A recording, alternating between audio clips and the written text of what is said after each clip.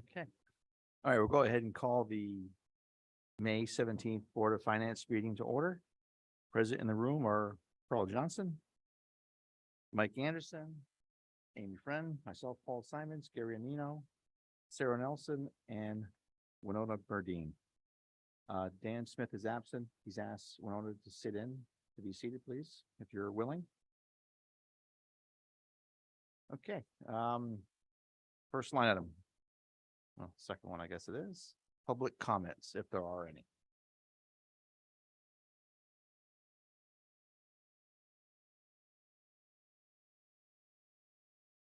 Not seeing anybody? Okay. Agenda item number 3. Referendum results. While I don't have those exact numbers, I did see a ballpark 2-1 in favor of everything. So the question 1, which was the general government budget redemption of debt and capital, was approved 395 to 168. The Board of Education budget was approved 367 to 196. And shall the town adopt the ordinance for the homeowners local option, approved 386 to 154. So all 3 questions did pass. With authority, right? No question. Okay. Any questions on those results? We all saw them. We all voted, and they are what they are. I just like to comment that I think it's a reflection of the boards working together in a positive way last year and this year, and it's good to see. You know, I wish there'd be more turnout, obviously, but I'm pleased with the results. No, I would say the same thing. Like, I think the numbers were small, but bigger than last time, right? Significantly bigger, right? A couple hundred people. Yeah, that was pretty light. Okay. Results are what they are. So it was overwhelming. Everything was passed. So the next item is mill rate discussion. So if with these new expenditures or the new spend relative to our revenue, we need an increase of, I want to say it was like $500,000 to cover it all with new dollars coming in to cover that. 0.54. So the new mill rate that was talked about before the vote was 28.99. The current mill rate is 28.45. 4.5. Okay, so 0.54 for mill rate increase. Okay, what's everyone's thoughts on that? I mean, it's no surprise, I guess. It's what it was. Any new information? We did have a brief discussion about possible new dollars coming in from the state. When I'm not hearing they might have any significance to change this at all, but So the difference between the original proposed budget and last year's budget was $70,283. But I don't know where that is as far as any changes to it, as it's been going through process, and I don't know a date of when it's going to be approved. so if we were, I mean, is it possible for us to kind of count that as revenue? It's fiction. I understand like some of the things that we did, right? Counting on revenues coming in. Is that something reasonable to, and would it change our proposed increase in any significant way? So you presented a budget with the proposed mill rate of the 28.99. People voted on it. So I think at this point, I wouldn't recommend incorporating that because we don't know, we can't count on it. We don't know if it's going to come through. No, I mean, it's not unreasonable. It is. We need a motion to set the mill rate, correct? So I move to set the mill rate at 28.99 for the fiscal year 2023, 2024. Okay, we have a first and a second. More discussion?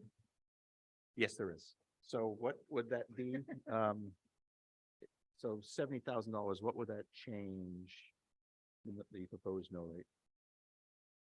If you can do that arithmetic for me.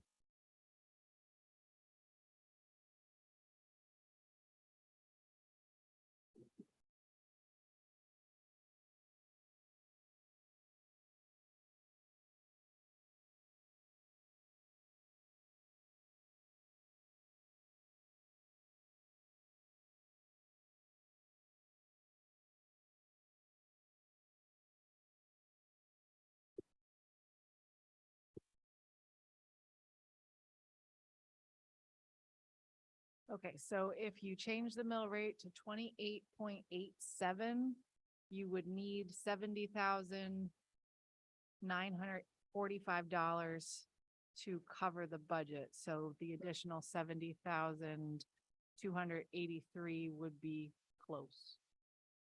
But again, there's no guarantee that that money's gonna come, so then you would need to take the money from the undesignated to balance. Yep. So what's the likelihood?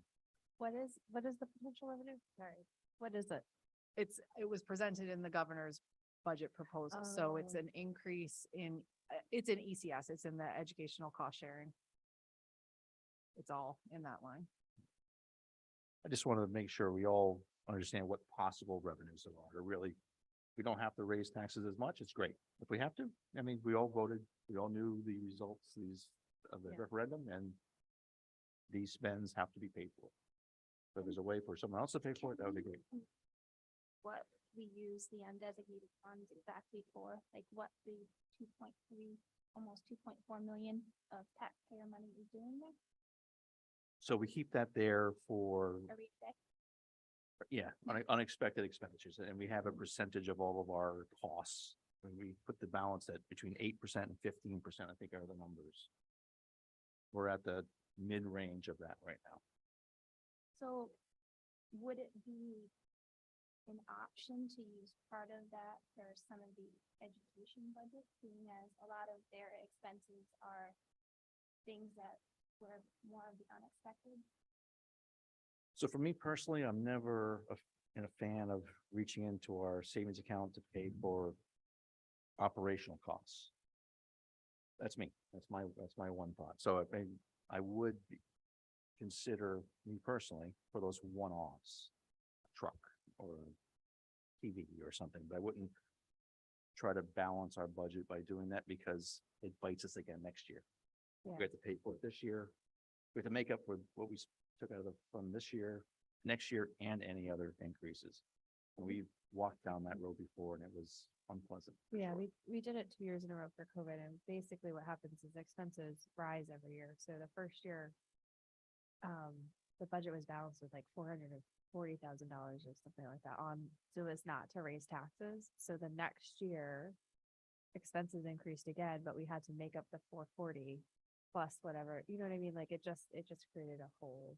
It was painful. Those were 2 tough years.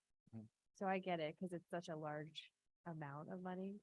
But the problem, if expenses stayed flat, I think it would, you could kind of like make the case, well, just this year, we'll take 100,000 or something. So whatever pennies we get from the state, where will that be? It'll go undesignated. Yeah, If we don't expend what we budget for expenses, all that money goes back into undesignated.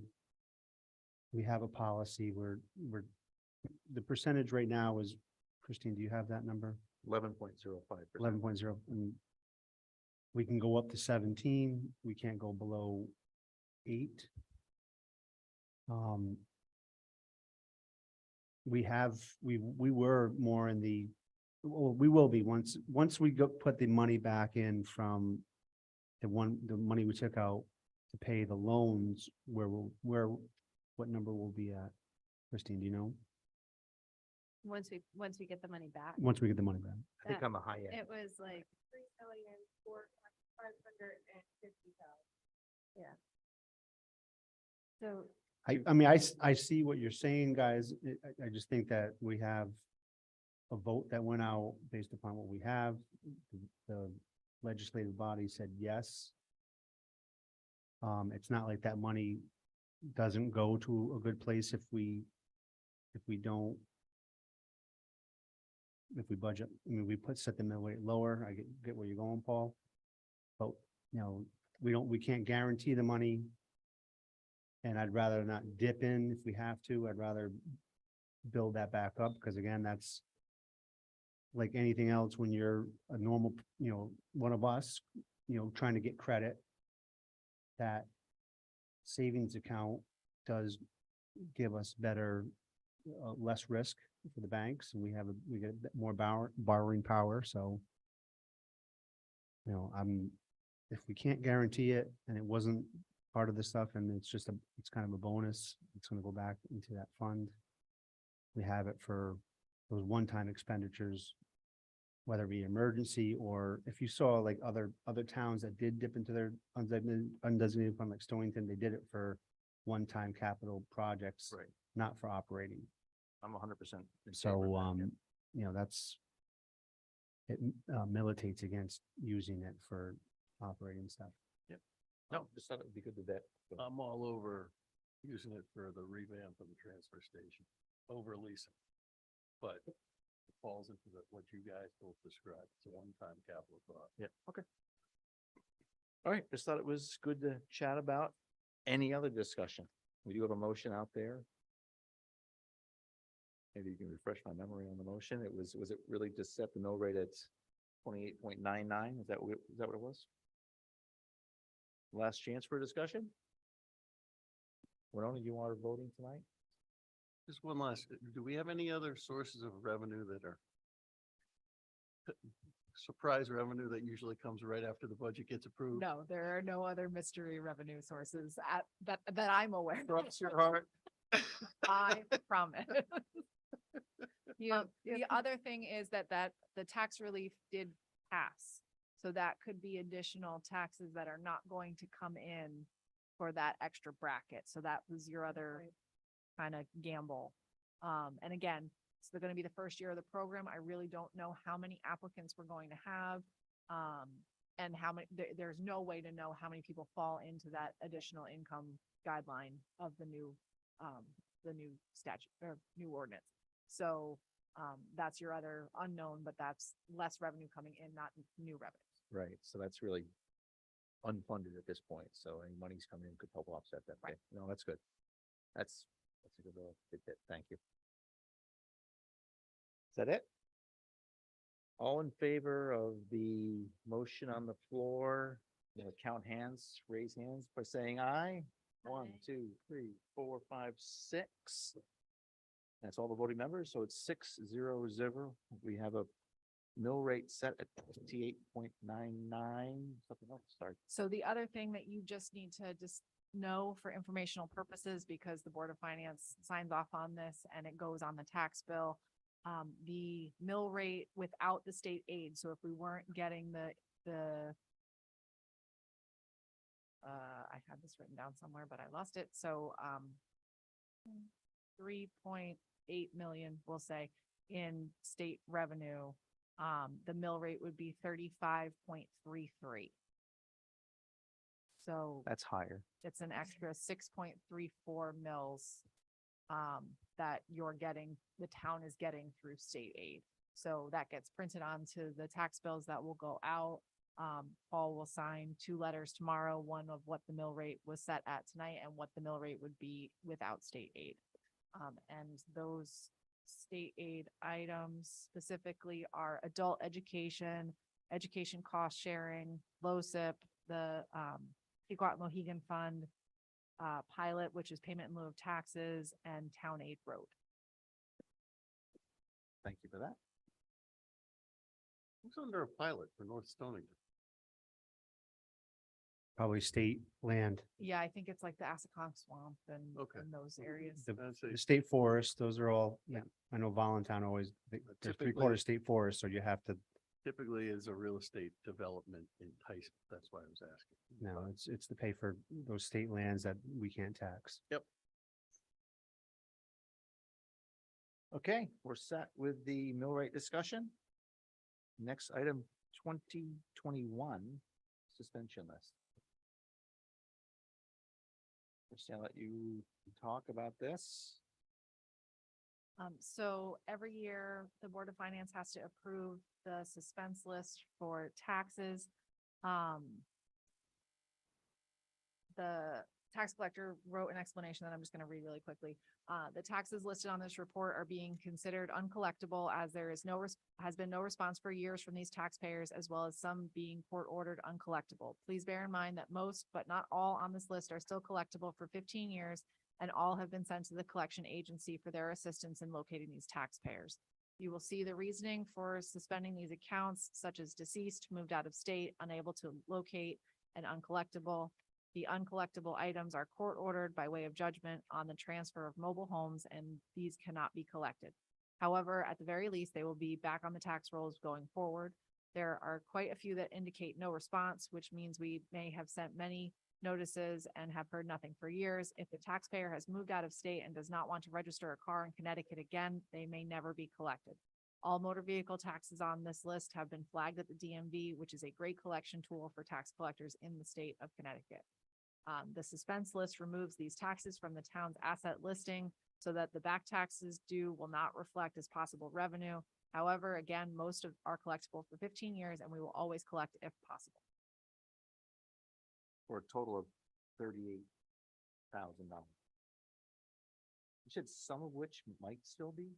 So basically, all of these are still taxes that are due. We do not feel we will be able to collect them, but something may change and we may collect them. So we're not wiping them off the tax rolls from a collection purpose, but we're wiping them off the asset listing so that it looks like we won't collect them. So this is a typical thing, happens every year. And we have to list the reason.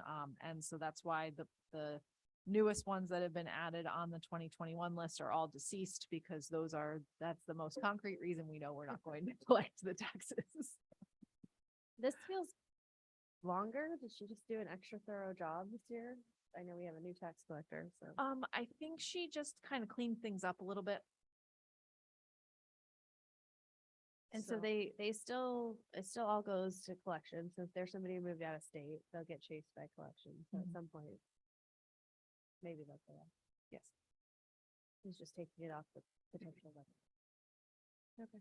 What does refuses to pay? So, I didn't know that was No, an thank you. option. yeah, so those, sometimes people say they're just not gonna pay it. And no, it is not actually an option, but those are on personal property taxes. So the town doesn't have a mechanism to specifically go after personal property. So for real estate, we have a real estate attorney. We can put liens on properties. For motor vehicles, we block the registration through the DMV. Same thing with supplemental motor vehicles. There's no lien that can be placed. There's nothing more tangible that the town can do besides sending collection notices and continuing to accrue interest on those accounts. Right. So like if you owe on a car and then you move to Rhode Island and register your car in Rhode Island, We may not get it. there's nothing that we can do to force you to pay other than collection. So personal property, since it's related to businesses, we try to work with the land use office. So if somebody's trying to do something with a permit for their business, we may say, oh, you have unpaid personal property taxes. We can't move forward with this. But there's very little that the town can do on the personal property side. So you couldn't take someone to small claims court and get a judgment and then have a judgment lien? I can talk to the tax collector, but I don't think so. Because I think we would have pursued that if that was. It might just be cost prohibitive to do it, most likely. Because it's pain. So I'll make a motion to approve the 2021 suspense list as presented. Thank you, Mike. Do you have a second? Gary, a second. Any more discussion on the suspense list? All in favor of approving this list as presented, say aye. Aye, 1, 2, 3, 4, 5, 6. Vote is 6-0-0. Suspense list approved. And let's go. Review of minutes. Yeah, I don't recall reading any, but Yeah, doesn't I mean don't I didn't know get that them. we have any, I don't know what's outstanding. Yeah. Okay. We need them from the last meeting. Oh, okay, well, wait, so we'll table that, we'll just move on, and it's just it's a boilerplate agenda item, so it'll be there next time. Oh, success. Okay, next line item, public comments, if there are any. Not seeing any. Line item 8, motion to adjourn. Second. Second, all in favor? Aye, 600.